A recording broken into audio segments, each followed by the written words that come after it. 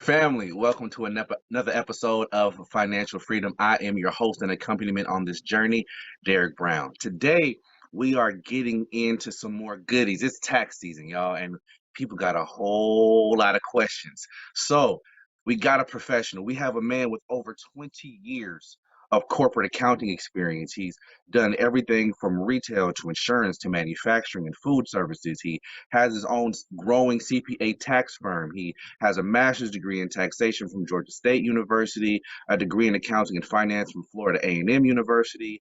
He's been an entrepreneur since he was 8. This man is working with the Hope Foundation and Goodwill, assisting their entrepreneurship training programs as a guest speaker, and he's on financial platforms and different panels. He serves as a board member of the Clayton County Library System Foundation, treasurer of the NAACP in the CAB, and a CPA for the Atlanta Black Chambers. Ladies and gentlemen, he is way too overqualified to be here, but he has given us his time. Marcus L. Dorsey, CPA and MTX. Good morning. How's it going? Good morning, good sir. And I said this before we even started, but I really do mean it when I say thank you for spending some time with us today. I really appreciate that. You're welcome. Always happy to help. Definitely, and that's awesome. I see that from your resume. You definitely giving your time to some worthy causes. Definitely. Well, look, the entire focus of the show is taxes, like, and that's pretty much your MO. And tax season is always confusing. I don't care if you're using TurboTax or if you're going to a professional, or if you're trying to figure out what you can write off and what you can't, or what questions to answer or what you shouldn't. So let's just dive right in. Um, Okay. I find people I find that people think of taxes in one of two ways. They think of it as like it's free money, as in a refund, or they think of taxes like it's a savings account and they wait for their taxes to come back for big purchases in the beginning of the year. Is either one of these perspectives the correct one? That's an excellent question, and I would say that it's not a right or wrong way to view Mhm, to view that perspective. What I mhm, would say is there's probably a good way, not necessarily a good way. There's a way to view it, and then there's maybe a better way to view it. And okay. so when I talk to clients, I try to get them to understand that my focus to help is to help them save money, not necessarily on taxes per se, but just help them Mhm, save money and to utilize that money, put it to the best work for them as early and as often as possible. The name exactly. of the game is building wealth, and and not necessarily is even though we pay income taxes, we don't Right. pay a wealth tax. So I try to Mhm, help them create wealth, and so while you can take that approach and like you're using it for a savings account, but in all actuality, what you're really doing is giving the government a loan for 12 months, and it's That's interest free, I've heard right? that. Yeah. Right, exactly. So you're giving the government an interest-free loan for 12 months. So Mhm, my view of the situation is, if a person has a tax refund between federal and state, because I view all of it together. So if you have to pay, because you have to mhm, pay federal and you have to pay state. So if you have a right. combined refund of more than $2,000 or more, then Right. we might need to redo some things. And if you owe at the end of the year between the two, again, $1,200 or more, we might want to redo some Mhm, things because let's say you're getting a $5,000 refund at the end of the year. right. That's great, but if you were to take that same $5,000, divide that by 12, that's over $400 a month that you could have had in Right. your check each month. And So so let if me we take that ask, 'cause I same think you're, refund, I don't mean to interrupt you, but I think you're about to answer the next question I had, which is, right. should we be getting huge tax refunds? Like, are we giving them way too much of a loan just to get it back Right. later on with no interest. Correct. Correct. I mean, that again, that's my opinion. And so so what I do is so one thing that I do is I try to help the client by Okay. giving them a different perspective, right? Okay. So one Okay. perspective is, okay, great. I have a $5,000 refund. I can go do whatever. I can use it for vacation or what have you. A different perspective or a different approach would be, what if you took Mm-hmm. that $5,000, which is $400 a month, and you had that Mm-hmm. money invested somewhere, and you were saving it somewhere in an interest-bearing account where you're paying, anywhere 5, 6, 8%, what have you. Mm-hmm. Now at the end of the year, instead of having $5,000, you could potentially have $6,000 or 6,500 or what have you. Um, but Okay. which is more than what you got from doing it, the way that you have been doing it and just like letting the government hold the money. So Gotcha. it's just a different, it's a different perspective. And then when you take that, so what I do when we take that, and Let then me I'll let me talk to. let me Mhm. pause. Let me pause right there because I think you're about to pivot onto a different subject, and I want to ask you a Okay, question because it just came up while you were asking, so I'm a little excited. So right. if I talk to you and you go, hey, Derek, you're getting these huge refunds, but what if we can keep that money in your check when you get it throughout the year? Oh, I'm like, okay, cool, Mr. Dorsey. How do we do that? There's something that has to happen on the front end, I'm guessing, to keep that money from flowing into the government's hands so that I can keep it in my check. Is that Correct. correct? That is So absolutely does correct. that have to do with how I fill out my W-2 or if I'm a contractor, how I fill out my paperwork? Like that has to happen there, right? Right. So that would be something we do, is when you complete your W-4. So Okay. we make sure that, and sometimes it takes, one or two, we have to go back and forth. We might have to complete it, a couple of times to get the number that we're looking for, to make the adjustments that we're looking for. Um, but yeah, that's exactly absolutely correct. And as far as if you're a contractor, there's a whole nother story behind. I mean, there's a whole nother process behind that because I believe you. as a contractor, you don't you aren't they're not taking any money out of your check. They're just paying you. If you work 10 hours at $10 an hour, they're going to give you $100 straight. So there aren't any withholdings coming out of your check in that instance. Right, right. So, because I often wonder about that because I notice, if you're a single person, it seems like you're getting all kinds of taxes taken out of your check.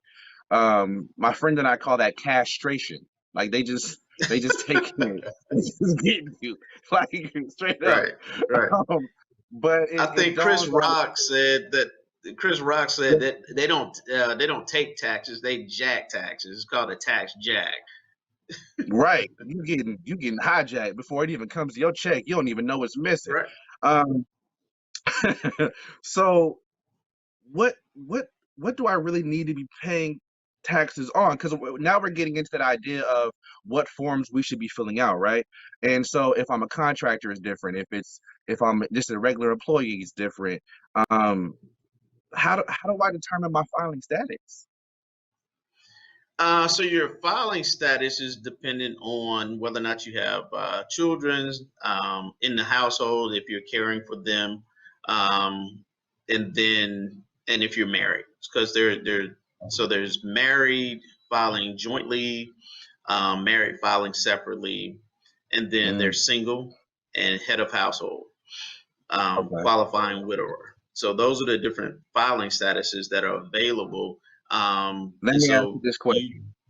Mhm. What's the difference between single and head of household? Can I be the head of household if I'm single? I don't know. Tell me what the difference is. So if you are single, if you have a qualifying dependent, then you qualify to be head of household. Okay. Okay. Thank you. I never knew what the difference was. Thank you. I Got it. appreciate that. Um, so that's how we determine our filing status. What about our taxation rate? I remember last year we especially with President number 45 in office, we heard a lot about different taxation rates and how different deductions were used. And how do I even know what tax bracket I'm in? So a quick Google search, and I hate to use that, but a quick search will tell you, where you are as far as a tax bracket. So, but Hmm. what that it doesn't, but to help explain that is the number that you see um, when you're looking at the tax rate or the tax brackets.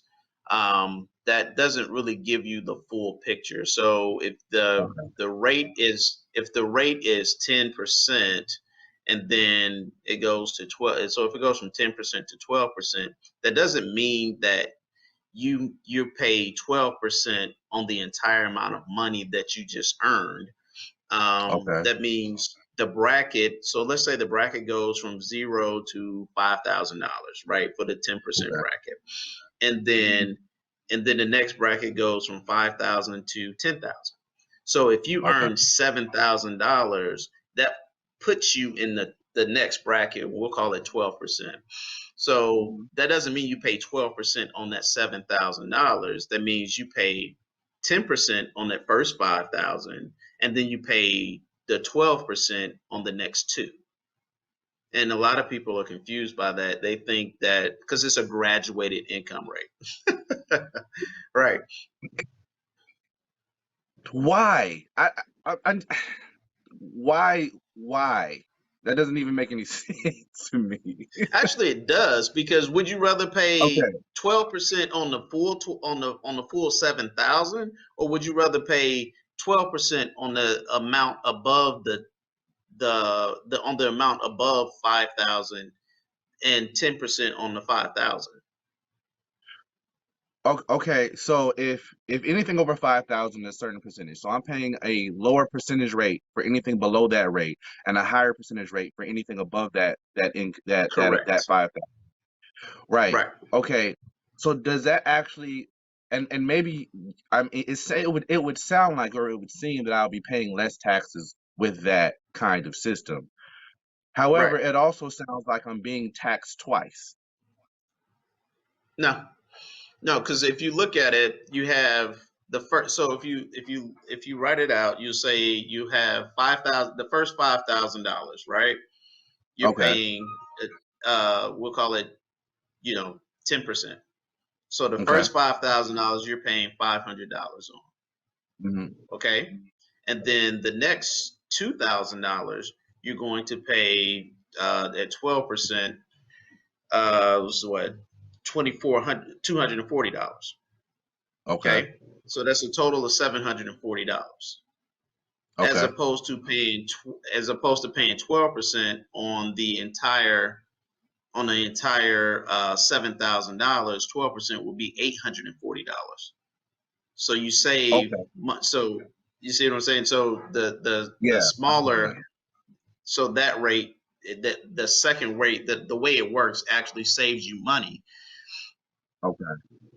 So that's how that slides. So we figure out, and even though you don't like to say this, but we figure out what tax bracket we're in by possibly just Googling it. Yeah, so this is probably the one time that I will. This is probably the one and only time you will ever hear me say that googling something related to taxes is a good idea. And the reason that I generally Okay. say that it's not is because taxes are intricate, and they're complicated. So Okay. when you perform a Google search on something related to income Mhm. taxes, it will give you, like I said, it'll give you a static answer. It will give you one answer. However, Okay. it doesn't. The Generally speaking, people a lot of times when they're asking questions about income taxes, they don't understand they don't even know if they're asking the right question. So Mhm. if you ask Google the wrong question, you're going to get the wrong answer. Okay. And Okay. So and I hold need to on, I need to and ask. then Go ahead. Go and ahead. and taxes are also, they're interrelated. So there might be one thing that happens, but then there could be another, there could be something else that comes into play, and a third thing that comes into play. But if Mhm. you are asking Google this one question, it'll give you that answer, but it can't give you the correct answer if you have all these other things that come into play. And unfortunately, um, Mhm. taxpayers don't understand all the different issues that come into play when asking a tax question.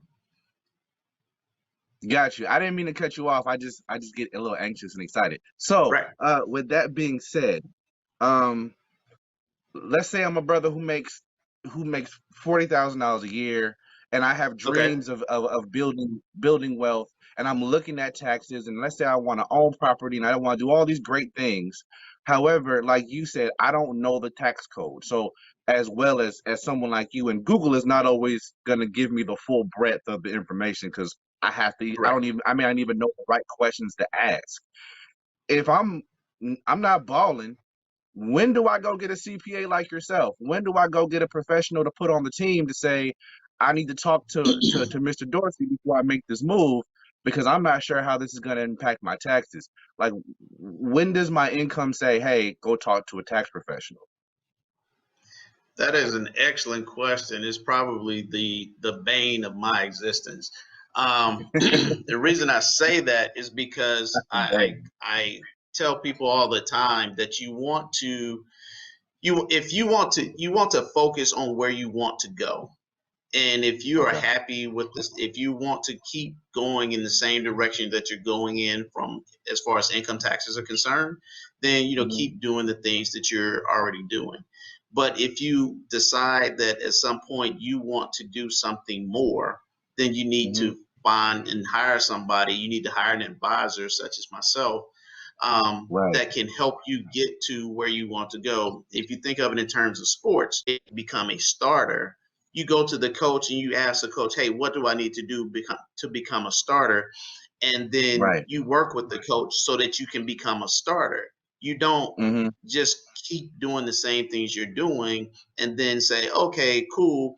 Once I become a starter, then I'll go talk to the coach." That's backwards. But Mm. unfortunately, we view um, tax planning and tax advisors as an expense when realistically it's an investment. It's an investment in yourself and in your financial Okay. future. So if you hire, when you hire, come to someone like myself, I Right. talk to you about possibilities and opportunities that exist within the Internal Revenue Code as opposed to income tax returns and income tax refunds. Right. Let me ask you this.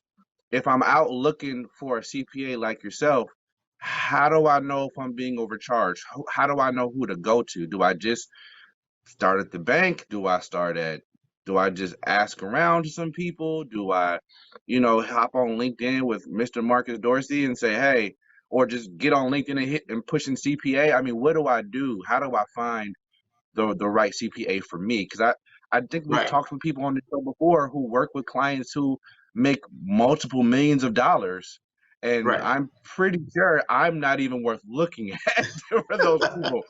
So Right. if I'm like, hey, I want to build wealth too, who do I talk to? Very good. That's an excellent question. And what I would say to that is, a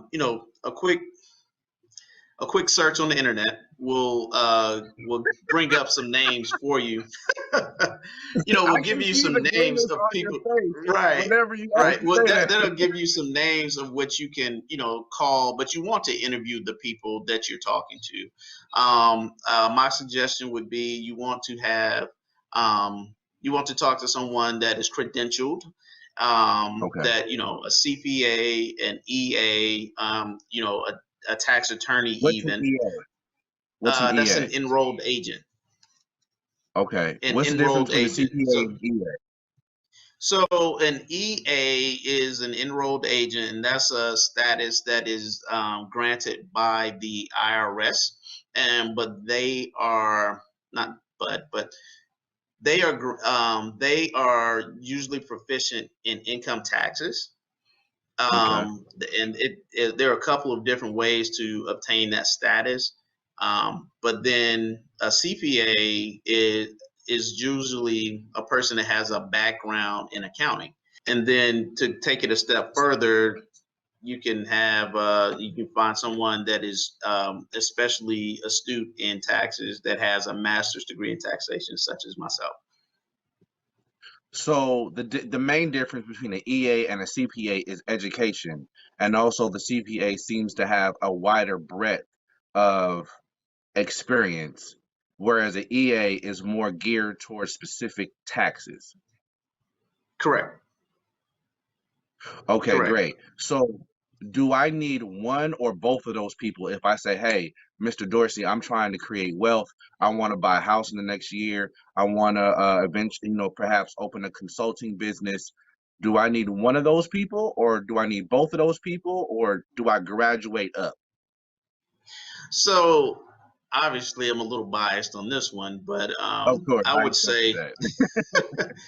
but I would say you want the CPA because again, the CPA usually has an accounting background. So and the EA may or may not have an accounting background. You Okay. can obtain it. You can obtain an EA just by working for the IRS for a couple of years. Um, I think it's 5 years you have to work for the IRS, and then you can have the status awarded to you, or you can go out and take a test and pass the test, and so now you're an EA. But at the same time, when you had that still doesn't mean that you know accounting and you know business. So, Okay.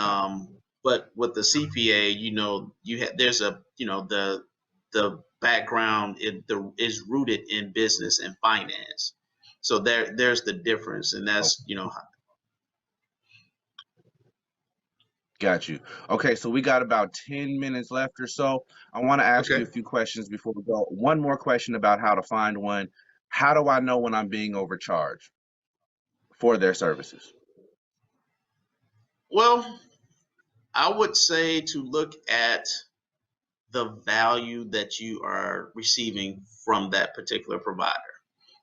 There's no Okay. there's no scale that says, okay, one person charges $100, one person might charge $500. And they both could be providing excellent value for you. It's just a matter of how much value are you willing to have, are you willing to accept or not accept, and what you're willing to pay for. Um, for instance, at the end of the day, what you really want is you want an advisor.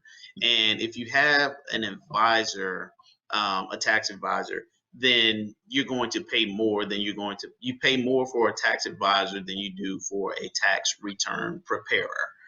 Um, Advisors are there to help you before you make a decision. That you talk to Mm, them, you call them, you have a regular conversation with them, and so you make decisions based off the information that you once you've had these conversations with your advisor, as opposed to having a vendor or a tax preparer where you go make decisions on your own, and then you come back in January or February and say, hey, Derek, um, this is what I did.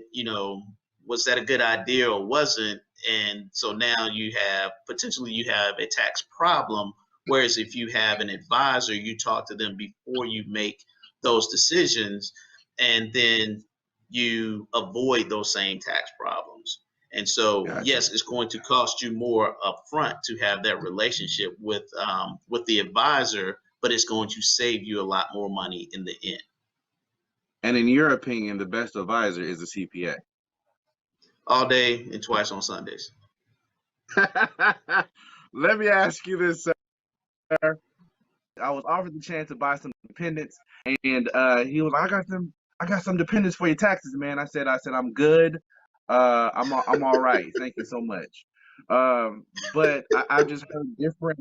different schemes when it comes to taxes. And I've also heard of some legit places where, people may quote unquote hide their money in IRAs or certain tax exempt accounts, or put it Yeah. in a certain location where, they may withdraw it years later. Are there legal loopholes that you've heard of that my advisor would be able to help me with? Um, because we always hear about the corporations make billions of dollars and they never have to pay taxes. So Uh, there has to be something legal that the individual can do to find something like that. Um, Sorry. Three common mistakes you commonly see people make trying to find a loophole. so I would say, first of all, um, the the first thing that we want to understand is there's no such thing as a loophole when it comes to income taxes. So because a Got you. loophole implies that there was, yeah, exactly. So a loophole implies that there's a rule and they forgot about this or they missed that. Damon. Correct. Exactly. So the tax law is just written. Okay. So the things that people do, those aren't loopholes. Those are just following the rules of the game. The Ah, issue okay. is right. So the issue is a lot of times people um, do not know the rules of the game, so that's why they call them loopholes. Like, oh well, they were able to do this or that because they found a loophole. No, it's not a loophole. It's just a rule in the game. The Got difference is, so when I'm talking to the various people and organizations that I talk to, I'll always go back and talk about um, there are two groups of people, right? There's basically haves and have-nots, and okay. the people that have wealth, they understand that in order to operate within the law, um, Mhm. they pay people such as myself to explain to them how the tax code is written and Okay. how they should and how they should move money around within the tax code. It's not a loophole, it's just written and they know the rules of the game. The issue Okay. is people who don't understand that, they think that there are loopholes and there aren't. So they won't pay someone such as myself to explain these things to them, but they want and they think that they are beating the system when they when they buy kids for dependents, or they quote unquote cheat on their tax returns, and so they Right. have they I've actually had a person tell me, oh, so I have a business, and so I have this business that I started for income tax purposes. I was like, okay, so that's tax evasion, but we can have that conversation a little bit later. So That's so a tax lot of evasion. people don't, yeah, a lot of people don't understand that, and unfortunately, that's not a tax strategy. And so when someone tells you that, hey, so you can start this business and for tax purposes, that's the same. That's called tax evasion, and Right. so that's a crime, and you can go to jail for that. If you think about it, Al Capone is one of the most notorious gangsters that ever lived, right? Right. But and everybody knows that he eventually went to jail, but they didn't catch him for robbing, they didn't catch him for murder, they didn't catch him for racketeering, they didn't catch him for selling alcohol during prohibition when selling Right. alcohol was illegal. What they got him for Right. was tax evasion. So Mm. so tax evasion is real, and it is a thing. So you want to make sure that the things that you are that the strategies that you are implementing in your tax planning are really strategies and not tax evasion. Thank you, because that's a whole different mindset. Because what I hear so commonly is, "Let me tell you the secrets of the wealthy." And a lot of times when you check out stuff, they're not really secrets. It's just stuff that people haven't read. They haven't put in the time to verse themselves in whatever they're trying to figure out. It's like when I hear Right. people say secrets of history they don't want you to know. I'm like, bro, that's in the library. You can go rent that book. It's right there. It's not even a secret. Um, but I hear that the fact is we need to know the rules of the game to be able to play the game just as well as anybody else. Exactly. The tax code isn't so the tax code really isn't written for the rich or for the wealthy or against the poor, in my opinion. It's just Okay. written. And so Mhm. once we understand how it's written, we pay people such as myself, because the difference between the two is, wealthy people will pay someone such as myself to advise them on how they should make their money and the moves they should make before they actually earn the money, as opposed Okay. to we on the other people on the other hand, they end up paying other people to prepare their income tax returns after they've already made their money. So once they've done that, there's not a whole lot that can be done to offset the Mhm. taxes or to fix the problem, if you will. So that's why Oh, people resort to different schemes, if you will, such as you know cell independence and things of that nature, because they don't really understand how everything works. But if you were to pay a person to help you understand on the front end, okay, well maybe you should do this as opposed to that, and then at the on the back end you receive, and then you file your income tax returns. Well, you already have a clear idea of what your tax liability or is going to be, or what it, at least you're not surprised, um, because you've done some work on the front end to basically control how things happen on the back end, if you will. If we go back to the original conversation, we were talking about the person that has the $5,000 refund.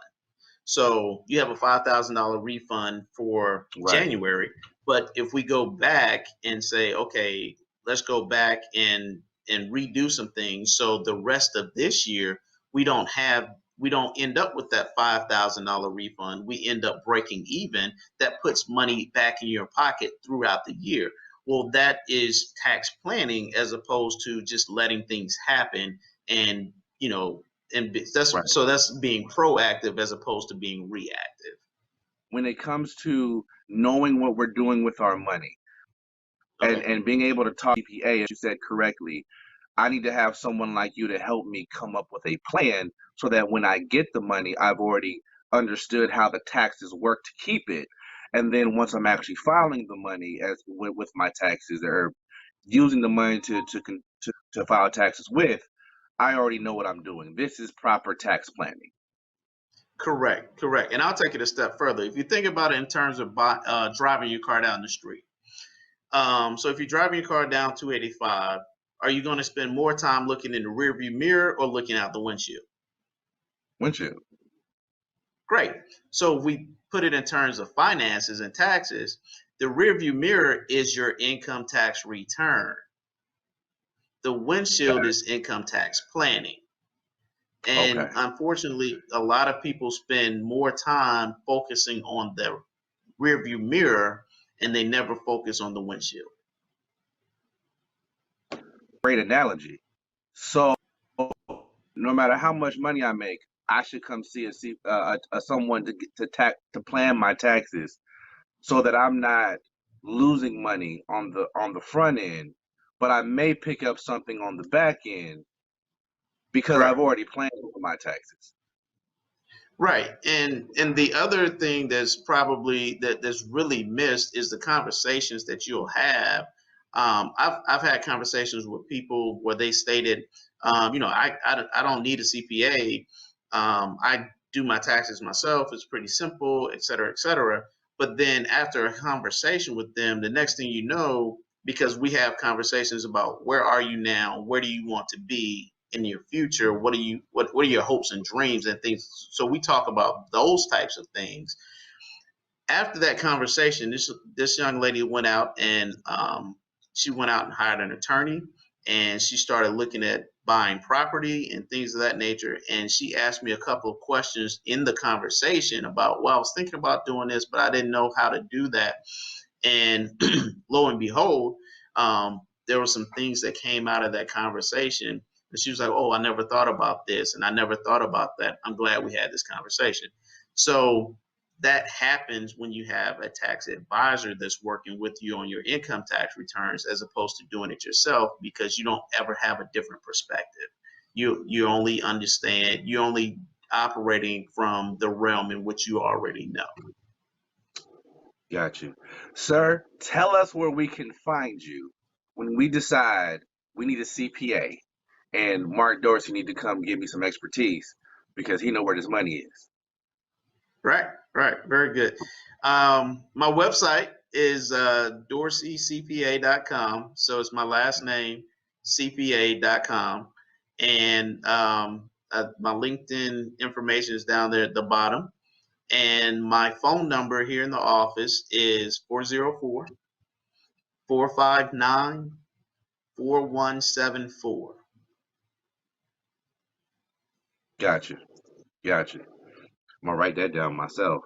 404-459-4174. Yeah, got you. Got you. Good deal. Sir, Good deal. thank you so much for taking time with us and just being available for this conversation. Like I said before, your time is valuable, so I don't take it for granted that you're here. So thank you for that. You are welcome. Always looking to help.